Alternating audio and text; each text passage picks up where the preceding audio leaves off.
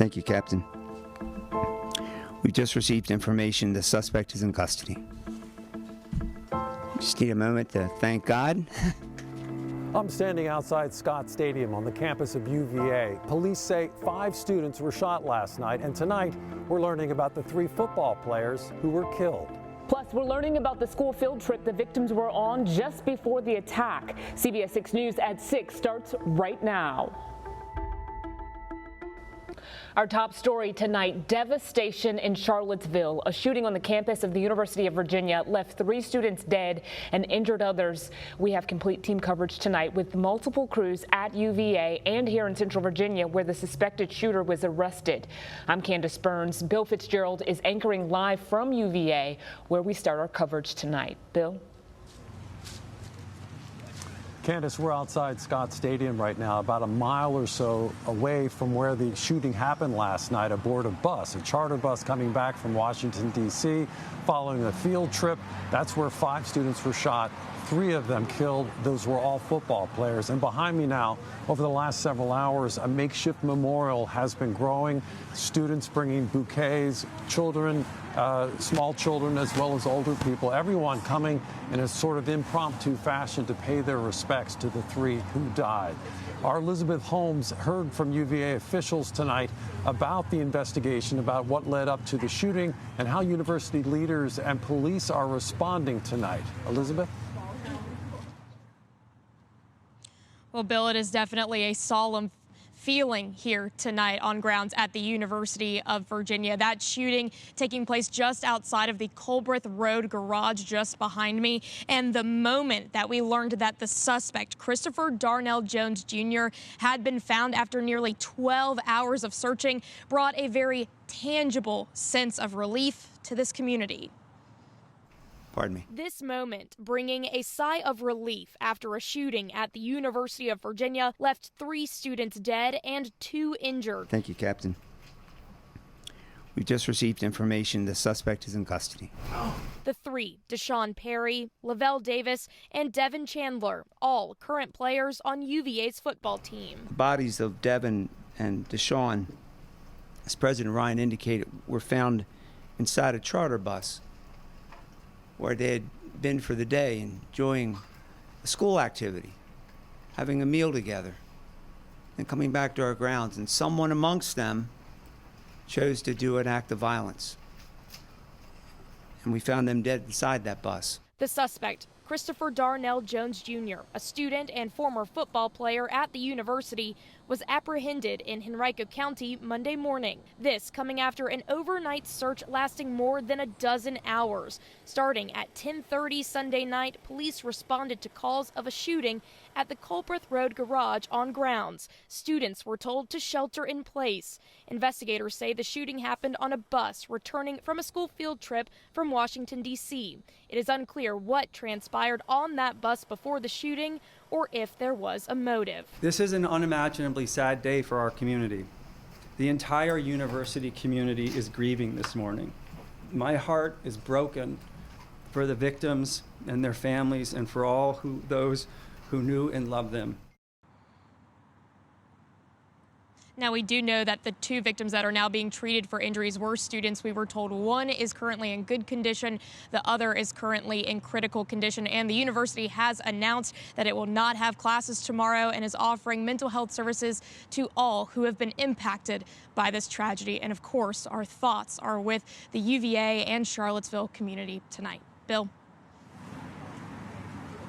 Such a difficult time for everyone on or around the grounds tonight. Elizabeth, thank you. And tonight we're learning more about the 3 students who died last night in the shooting. Sports Director Lane Casadante joins us now with more about their time on the field at UVA. Lane? Bill, UVA football has struggled on the field this year. They now have a much bigger struggle off the field as they mourn the lives of those lost 3 teammates, the victims in last night's shooting. Deshaun Perry was a linebacker who played in 6 games this season. He made 7 tackles. Devin Chandler was a transfer from Wisconsin who had yet to take the field for the Cavaliers this season. Lavelle Davis Jr. was the most accomplished of the 3, leading the ACC as a freshman with an average of nearly 26 yards per catch. He described himself to our affiliate WCAV earlier this year as a big family person. He was proud of and happy of the family he found within not only the UVA football program, but the group of receivers in particular. The university released a statement from head coach Tony Elliott late this afternoon, which read in part, quote, "I cannot find the words to express the devastation and heartache that our team is feeling today after the tragic events of last night. These were incredible young men with huge aspirations and extremely bright futures. Our hearts ache for their families, their classmates, and their friends." As of late this afternoon, there has been no decision made on this Saturday's home game scheduled against Coastal Carolina, nor their final game of the year at Virginia Tech on the 26th. UVA did cancel tonight's scheduled basketball game against Northern Iowa. Bill? Thank you, Lane. As we mentioned earlier, there have been several meeting places for students on or around the grounds, but a makeshift memorial is also starting to take form right here outside Scott Stadium. We took this video this afternoon as students were laying flowers to honor the 3 football players who died, and that memorial has only grown in the three hours or so since we shot it. Groups of people coming by very quietly, very somberly, paying homage to the 3. It's been a strange time on campus. As we mentioned, the students were on lockdown, effectively told to shelter in place. I'm joined now by our colleague Laura French. And Laura, you spoke to some of those students who came out. It was a strange time, not just because of the tragedy, but because they had no way to express what was going on until just a few hours ago. Yeah, and we had talked about this earlier. We came at the lunch hour. You know, one of the students I talked to, Bill, said it was in the evening hours. She was told to shut her blinds, and then she heard all that police activity. So really, you can see why that we saw so many students today with their heads down, glasses on, with tears in their eyes. But even with all that trauma today, we really saw a sense of unity.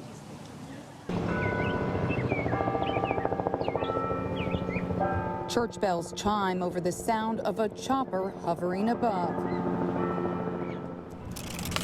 On an otherwise quiet campus here at the University of Virginia Monday. And it's just been kind of eerie. Just feel like the energy is really off.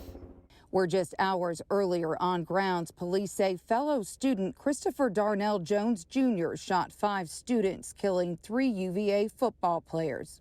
Our first impulse as a clergy staff was to open the building so that young people and the entire community had a place that they could come that was safe and that they were able to express their grief and to pray.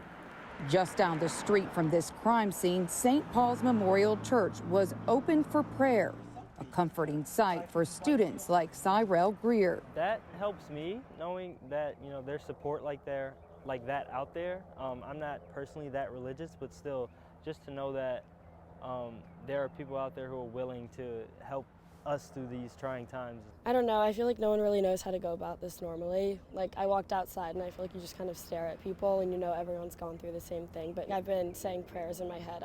So this kind of grief is not something that's going to go away overnight. It's going to take a community to heal. We will never be over it. The families that have lost those that they love will never get over this. And you know, Bill, I asked that pastor, so what would your message be to this community? And he said, be a peacemaker to yourself and be a peacemaker to others. And that is what he left us with on this eve 24 hours later. Such a challenge that everyone is grappling with, and of course, as you heard, for some time to come. The man arrested in this shooting has ties to Central Virginia. Senior reporter Wayne Koval spoke to his father, who's in shock tonight and apologetic about what his son is accused of doing. Wayne? Well, Bill, Chris Jones spent his senior year here in Petersburg, going to Petersburg High School. Since 2017, when not attending college at UVA, Jones has lived here in Petersburg, sharing an apartment with his father and grandfather. This afternoon, I spoke with his dad, who talked about his son and what has happened. My hearts go out to their family. I don't know what to say, except I'm sorry on his behalf, and I apologize. For Chris Jones Sr., there was a phone call early Monday morning from police. I couldn't believe it was my son. It's been about a month since Jones saw his son, who came home to do laundry. And during a conversation with his dad, He was real paranoid when I talked to him about something. He wouldn't tell me everything. what his dad says the younger Jones did tell him. He said some people was picking on him or whatever. He didn't know how to handle it. I just told him, no, just go to school. Don't pay him no mind. Do what you got to do. Come on, you only had one more year. The younger Jones came to Petersburg for his senior year in high school, having bounced around Richmond and Henrico County. That year saw him play football for the Crimson Wave. Jones would also win an award for scholastic achievement, make the National Honor Society, and is accepted at the University of Virginia. Shocked and distraught when I saw that on the news this morning. I broke down crying. This neighbor, who asked not to be identified, says hearing what her longtime neighbor is accused of is hard to accept. And he was a nice guy. He was very nice. He didn't seem the way they said he was on the news.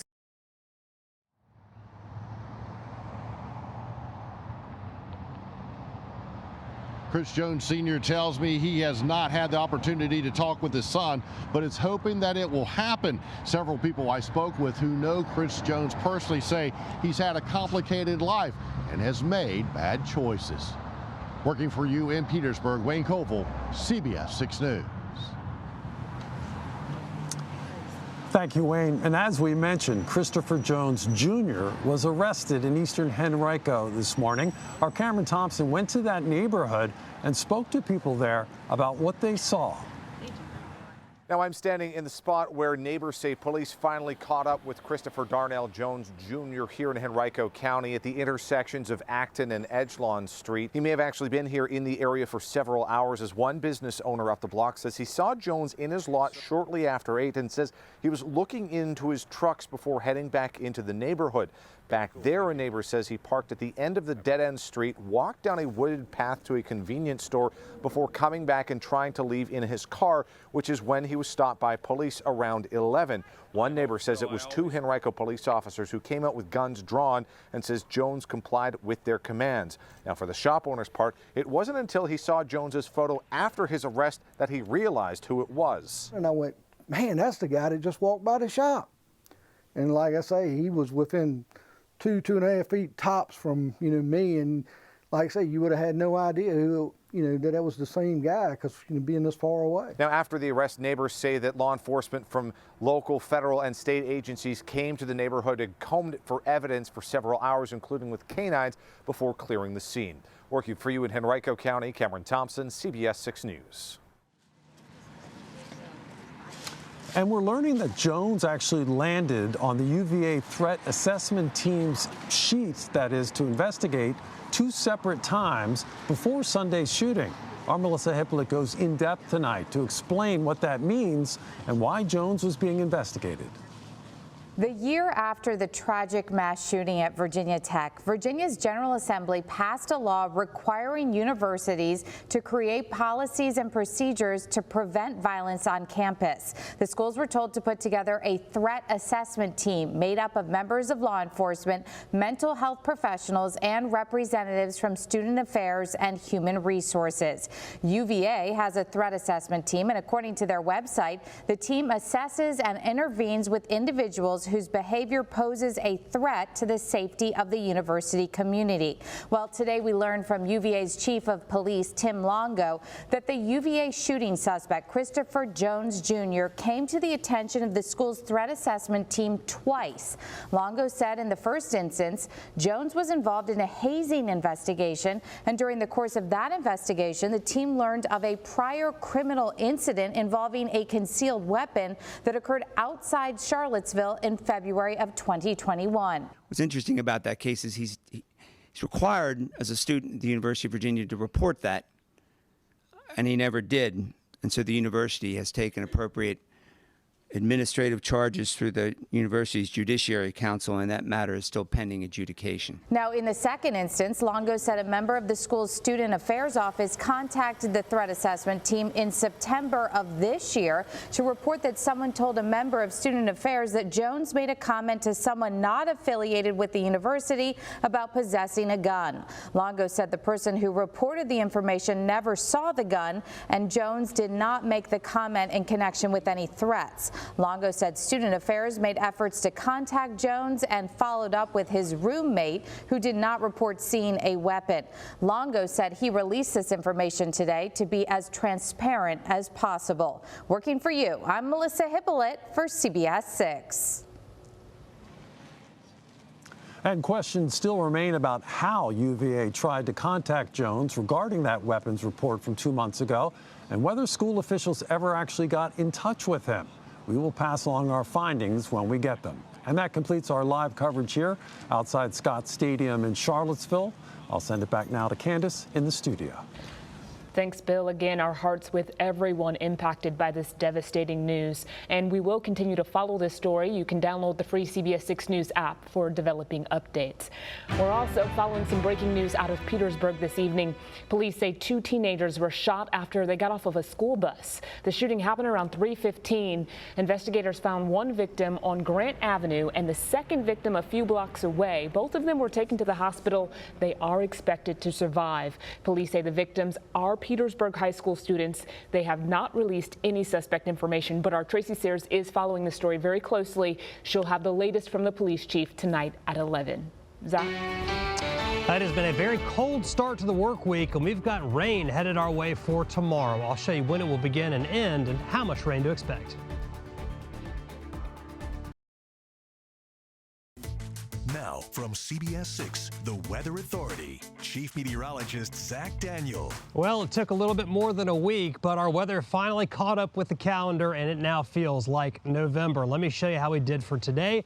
Our morning low temperature was 32. That's the first time, at least officially, that we've dropped to 32. So this would be the first official freeze of this fall season in Richmond. 50 was our high temperature this afternoon, but most of the day we were in the 40s. Other temperatures outside right now, that 43 here in Richmond is one of the warmer ones. A lot of locations are in the 30s. We have calm winds and dry air, so the temperature will continue to plummet. It's already down below freezing in Louisa at 31 degrees. It's 35 over in Petersburg, 37 over in West Point, as well as Tappahannock and down into South Hill. Let's check out your weather headlines. Again, we fell to 32. That's the first official freeze. Rain's going to be arriving tomorrow.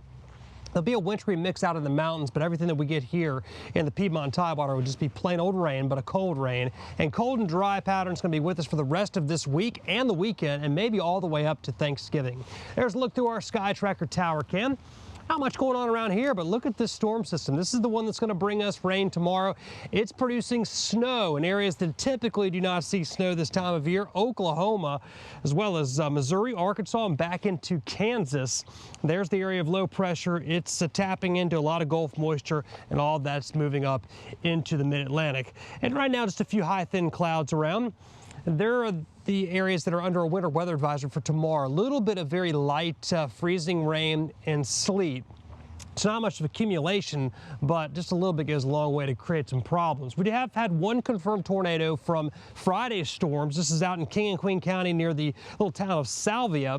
This occurred at 3:43 p.m. on Friday. I do think we'll probably have a couple more confirmations coming here the next couple of days. Lows for tonight. Upper 20s, low 30s, highs tomorrow. We're going to make it into the 40s and a few 50s over to our east. It's going to be a chilly day, though. It'll start off just cloudy and dry in the morning, but then the rain's going to move in. So take the umbrella with you, even if it's not raining in the morning, because you're going to have it in the afternoon. And we're going to get about a ½ inch to an inch of rainfall just about everywhere. So good soaking rain. Rest of tonight, just some clouds around and dry in the morning, but then the rain's going to move in by midday. And really by the end of the day, the commute home is going to be a mess here with wet wet conditions, so give yourself some extra time. And again, take along the umbrella with you. Wednesday is going to just be a mix of clouds and sunshine, and probably the warmest day we have for the rest of the week will be on Wednesday with a high of 56 degrees. It's going to be pretty for the end of the week and the weekend. Lots of sunshine, but it's just a cold air mass. It isn't going to warm up a whole lot. So overnight lows will dip into the 20s and low 30s, and highs will only make it into the upper 40s.